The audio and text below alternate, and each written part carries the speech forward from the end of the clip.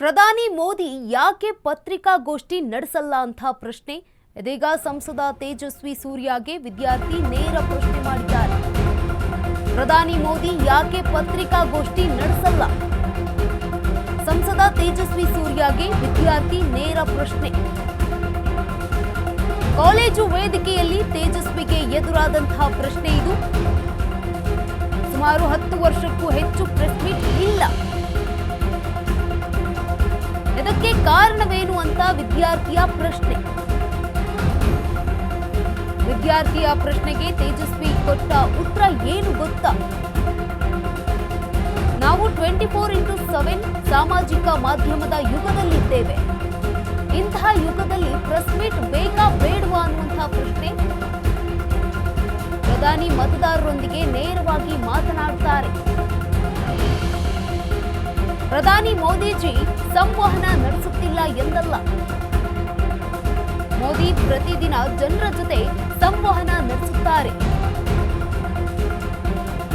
ಜಾಲತಾಣದ ಮೂಲಕ ಪ್ರತಿಯೊಬ್ಬರನ್ನ ಕೂಡ ತಲುಪುತ್ತಾರೆ ಪ್ರಧಾನಿ ಮೋದಿ. ಹೀಗಾಗಿ ಪತ್ರಿಕಾಗೋಷ್ಠಿ ಅನಗತ್ಯ ಅಂತ ಹೇಳಿದ್ದಾರೆ ಸಂಸದ ತೇಜಸ್ವಿ ಸೂರ್ಯ. ವಿದ್ಯಾರ್ಥಿ ಹಾಗೆ ಸಂಸದರ ಸಂವಾದದ ವಿಡಿಯೋ ಈಗ ವೈರಲ್ ಆಗಿದೆ.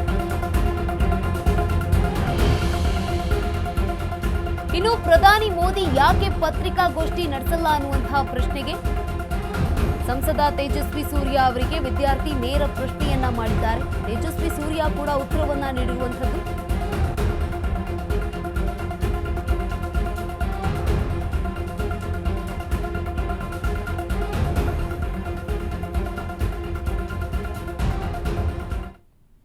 To you is India is one of the biggest democracy as we know.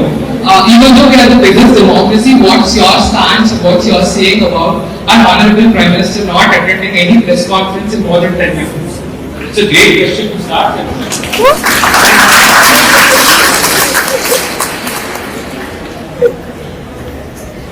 Don't you think, like how I said, speeches are so yesterday? In the age of 24/7 social media where I can talk to my voters directly, the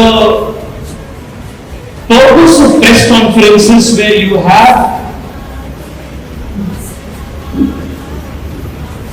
certain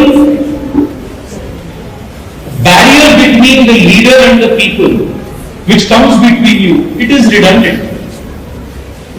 It's not that the PM is not communicating. My question is to you is India is one of the biggest democracy as we know. Yes, ಇದೀಗ ಪ್ರಧಾನಿ ಮೋದಿ ಯಾಕೆ ಪತ್ರಿಕಾಗೋಷ್ಠಿ ನಡೆಸಲ್ಲ ಅಂತ ಸಂಸದ ತೇಜಸ್ವಿ ಸೂರ್ಯಗೆ ವಿದ್ಯಾರ್ಥಿ ನೇರ ಪ್ರಶ್ನೆಯನ್ನ ಮಾಡಿದ್ದಾರೆ. ಕಾಲೇಜು ವೇದಿಕೆಯಲ್ಲಿ ತೇಜಸ್ವಿಗೆ ಎದುರಾದಂತಹ ಪ್ರಶ್ನೆ. ಸುಮಾರು 10 ವರ್ಷ ಆಗ್ತಾ ಬಂತು, ಹೆಚ್ಚು ಪ್ರೆಸ್ ಮೀಟ್ ಇಲ್ಲ, ನಡೆಸೇ ಇಲ್ಲ. ಇದಕ್ಕೆ ಕಾರಣವೇನು ಅಂತ ವಿದ್ಯಾರ್ಥಿಯ ಪ್ರಶ್ನೆಯಾಗಿತ್ತು. ಇದಕ್ಕೂ ಕೂಡ ಉತ್ತರವನ್ನ ನೀಡಿದ್ದಾರೆ.